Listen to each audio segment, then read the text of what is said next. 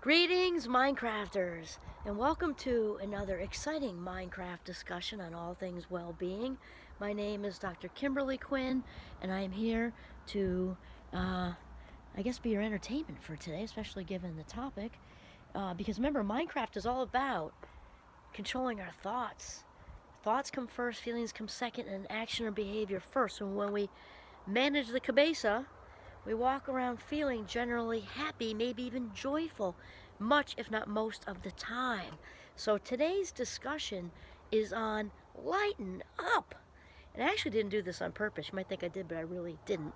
My little Pikachu hat, see that?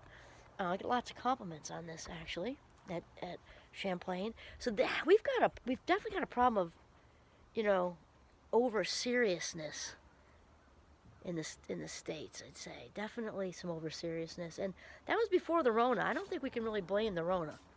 Now, the Rona might have made it worse, because people got intense and rightly so, there were a lot of things to overcome, right? A lot of extra stress and things like that. And that said, over seriousness kind of stood alone before, if we're really honest. And like anything else, the first step is admitting you have a problem, right? So if we picture a support group and we say, hi, I'm, Jonathan, and I struggle with over seriousness. Yeah, I mean, we're going to look at it like that because that's what it is. We need to lighten up, really lighten up. And because I know I've mentioned, and I'm not really, well, doesn't matter. I read a lot voraciously, as you know, and one of the things that I take from Richard Carlson, he's got that series out on Don't Sweat the Small Stuff, which was part of what I did last time. It's not really taking a lot from him this time, other than like the lighten up part that reflects back on life is not an emergency, and it's so true. Most of what happens in any given day, one day at a time, is manageable. Obviously, life throws its curveballs, and then and then the thing is, if we use our juice, like our cognitive, emotional, and spiritual juice, on the little stuff, there's really not a lot left over to deal with the big stuff, and we will deal with the big stuff, which this leaves us, depleted and drained and stuff. And so the point is, and outside of all that heavy, it's just day-to-day quality of life. We don't need to be so intense. We can get through most days, not just survive, but live most days, with a much lighter attitude, totally. And so I just want to.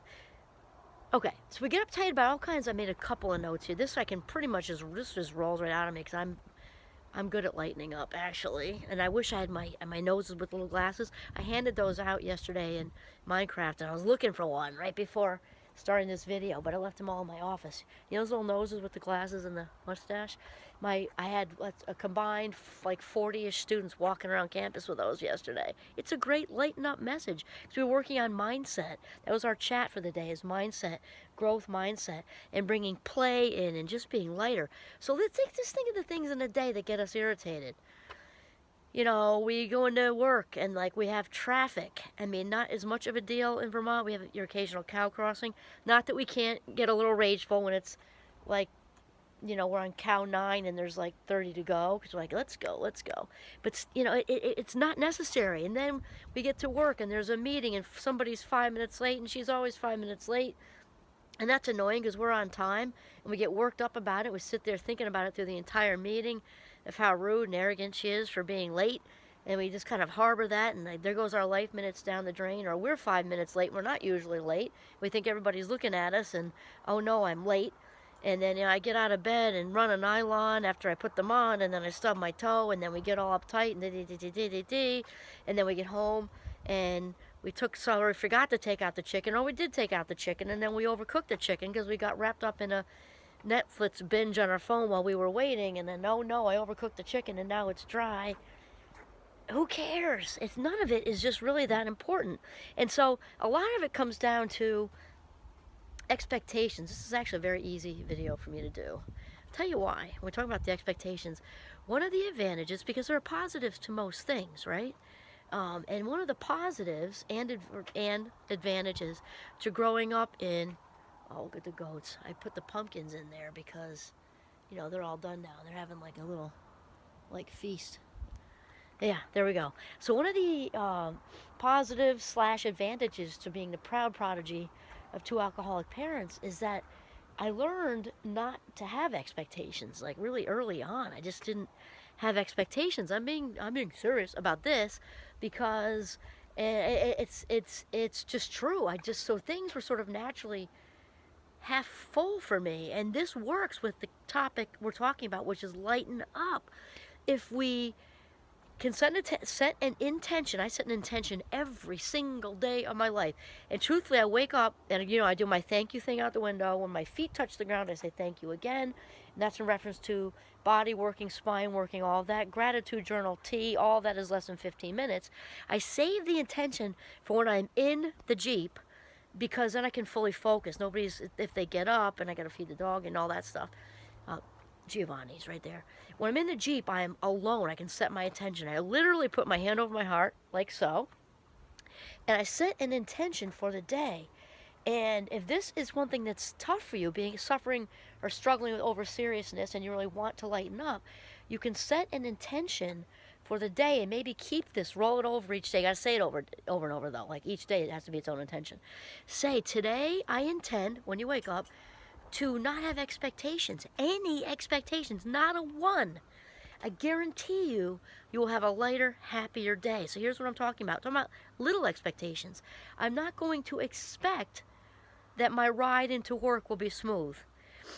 That said, we're also not predicting it won't be smooth. It's like a neutral, okay? So I'm not expecting my ride in will be smooth.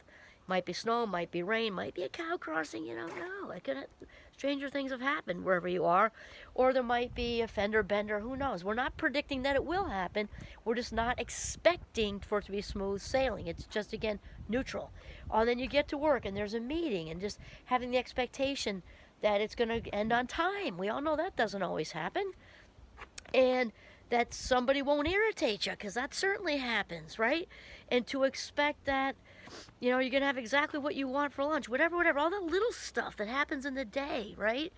That you'll find a parking spot or something like that. If we just go in neutral, no expectations, watch how much your day will change. Just look at how gorgeous it is, huh? Absolutely beautiful. The expectations thing is huge, and what we really could, when we cease to have expectations, start our day out and actually verbalize it in your vehicle. Today, I intend to not have expectations. We are way better at yielding.